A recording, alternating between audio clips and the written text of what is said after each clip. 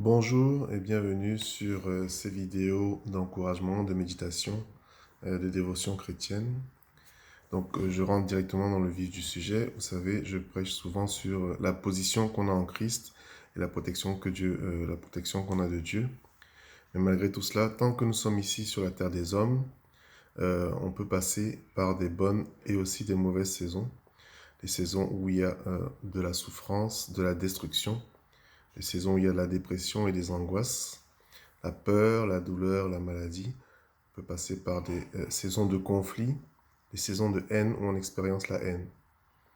Et la bonne nouvelle, c'est que le Seigneur en parle dans sa parole, où il nous donne en même temps le diagnostic et la solution. Donc ça, on le voit dans Luc chapitre 19, verset 44. Luc 19, 44, « Ils te détruiront.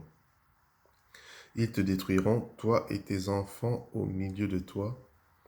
Ils ne laisseront pas en toi pierre sur pierre, en parlant ici de la ville. Hein.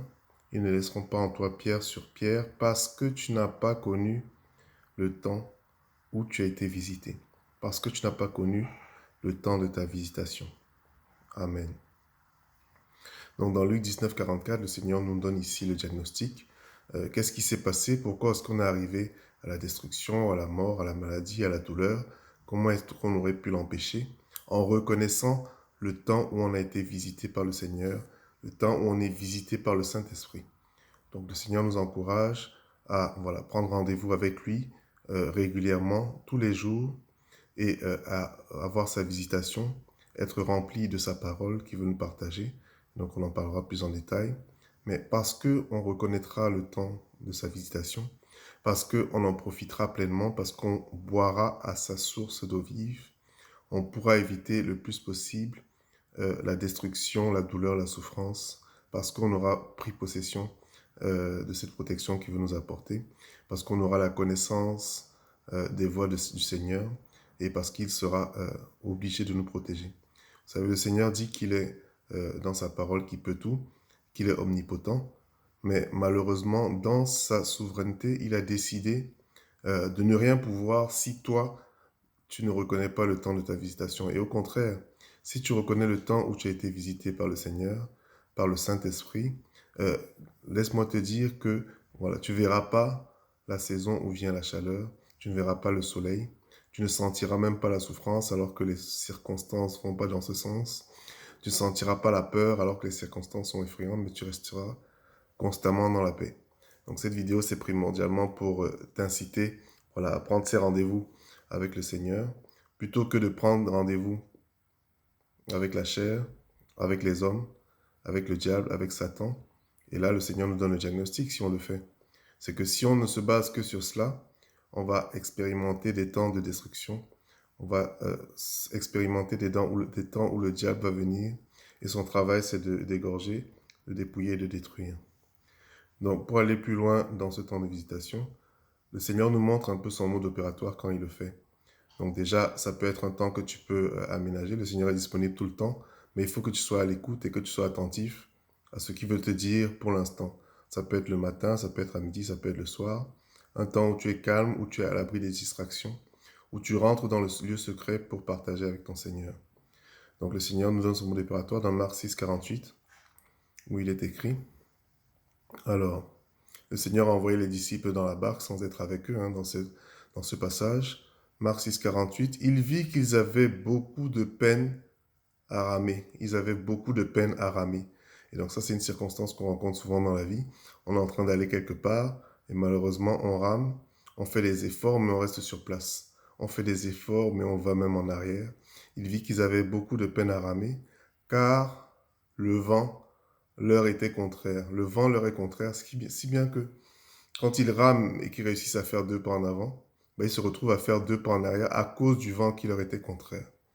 Le passage nous dit: à la quatrième veille de la nuit environ, il alla vers eux, marchant sur la mer, virgule, il voulait les dépasser. Il voulait les dépasser. Tu sais, le temps de visitation que le Seigneur fait avec nous, c'est un temps où il passe par là. Et si tu ne fais pas attention, et si tu ne reconnais pas le temps où tu es visité, il va te dépasser. Alors, je voulais t'encourager à saisir cette occasion pendant ce temps de visitation, le Seigneur vient te visiter par son Saint-Esprit pour être attentif, pour écouter, pour regarder et voilà, bénéficier pleinement de tout cela. Le même passage nous indique dans Jean 6, 21 qu'ils ont donc voulu le prendre dans la barque et aussitôt la barque aborda au lieu où ils allaient. Aussitôt la barque aborda au lieu où ils allaient. Donc ça veut dire que quand le Seigneur veut te dépasser et que tu l'appelles et que tu le fais rentrer dans ta barque, aussitôt, en dépit du fait que tu ramais et que tu faisais du surplace ou tu ramais à reculons, aussitôt tu abordes de manière surnaturelle à l'endroit où tu veux aller. Le Seigneur en parle également dans Exode 3, à partir du verset 2. Et là, c'est là où l'Éternel apparaît à Moïse. Il est écrit, Exode 3, 2. L'Éternel lui apparut dans une flamme de feu au milieu d'un buisson. Moïse regarda et voici le buisson était tout en feu. Et le buisson ne se consumait pas.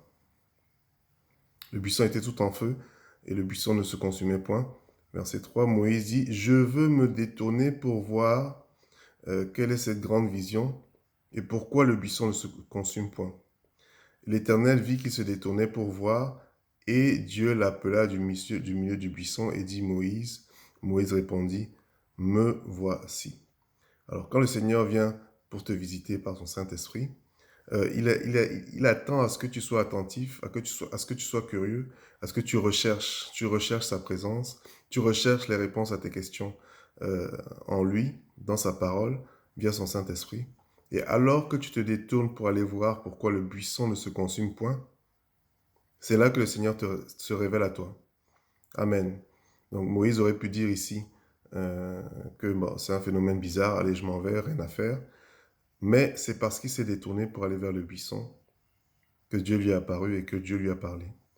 Et donc, quand tu vas te mettre à rechercher la présence de Dieu, à aller au rendez-vous avec lui pour qu'il te visite, le Seigneur s'attend à ce que tu sois vraiment dans une attitude de recherche, d'attente, que ce ne soit pas un simple moment où voilà, tu vas lire, tu t'es dit que tu dois lire 2 versets, tu les lis et puis basta. Mais tu recherches vraiment sa présence, tu recherches ce qu'il veut te dire à cet instant précis, et tu verras le Seigneur se révéler d'une manière ou d'une autre à toi.